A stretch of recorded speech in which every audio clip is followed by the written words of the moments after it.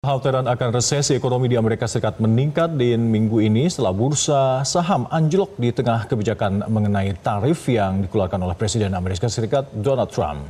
Untuk mengetahui laporan selengkapnya, kami bergabung langsung dengan jurnalis VOA di Washington DC, ada Valdia Baraputri. Selamat pagi waktu Indonesia, Valdia. Apakah ada kemungkinan kuat Amerika Serikat akan mengalami resesi? Selamat petang waktu Washington DC, rekan-rekan dan pemirsa. Laporan dari JP Morgan memperkirakan bahwa resesi di Amerika Serikat ini sebesar 40%, meningkat dari 30% pada awal tahun, dengan peringatan bahwa kebijakan-kebijakan Amerika Serikat ini menjauh dari pertumbuhan ekonomi. Sementara laporan dari Moody's Analytics ini penilaiannya lebih konservatif, meningkatkan peluang terjadinya resesi dari 15% ke 35% akibat kebijakan tarif Amerika Serikat baru-baru ini.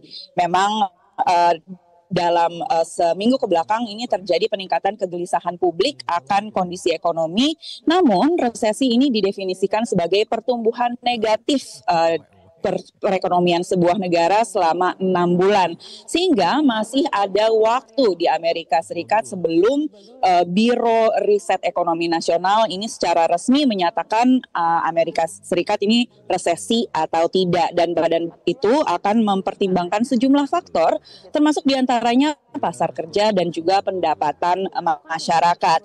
Meski demikian, seperti yang tadi saya sampaikan bahwa dalam seminggu terakhir ini terdapat peningkatan kegelisahan publik akan kondisi ekonomi, diantaranya diakibatkan dengan pasar saham yang anjlok dan juga ketegangan dagang antara Amerika Serikat dengan berbagai negara termasuk Uni Eropa. Meski demikian, Presiden AS Donald Trump tidak melihat adanya peningkatan peluang resesi ini dan melihat bahwa kondisi ekonomi Amerika saat ini tengah dalam masa transisi. Nah, kesimpulannya, meski beberapa indikator dan juga para ahli melihat ada peningkatan resiko resesi di Amerika Serikat, namun secara keseluruhan prospek ekonomi, peluang resesi ini masih belum pasti.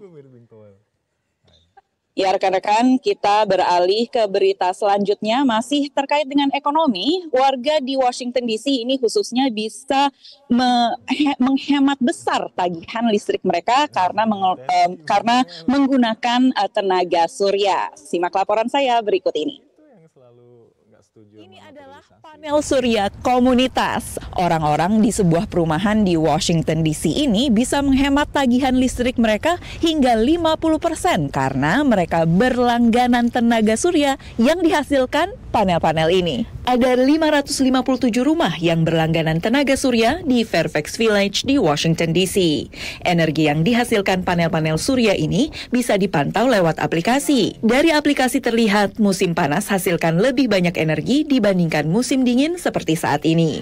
Untuk memaksimalkan penggunaan lahan, panel-panel surya komunitas tidak hanya dipasang di atas permukaan tanah, tetapi juga di atas atap-atap perumahan warga. Ada lebih dari 4.700 panel surya di lokasi ini. Semua energi yang dihasilkan dialirkan ke jaringan listrik kota. Lalu, pelanggan dapat potongan pada tagihan listrik mereka. Victor Ramos adalah salah satu warga yang telah berhemat lewat program tenaga surya. So this is my first home. When I first got the house, it was about May of 2023. And that year, in some months when it was really hot, the electrical bill can go up to like $150. Kini, Victor kadang hanya bayar biaya administrasi pada tagihan listrik rumahnya sebesar $5 atau Rp81.000.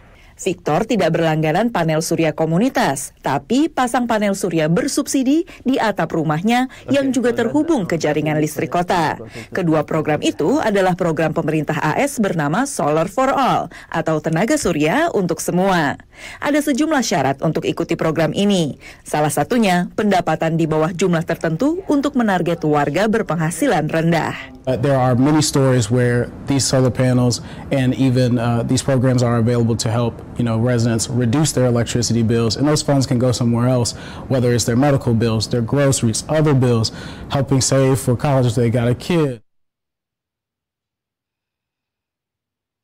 Itulah tadi update terkini dan berita dari Amerika Serikat. Kita beralih, kita kembali ke Jakarta dan selamat menunaikan ibadah puasa. Baik, terima kasih sejumlah laporan Anda, Valdia Baraputi, melaporkan langsung dari Washington DC, Amerika Serikat.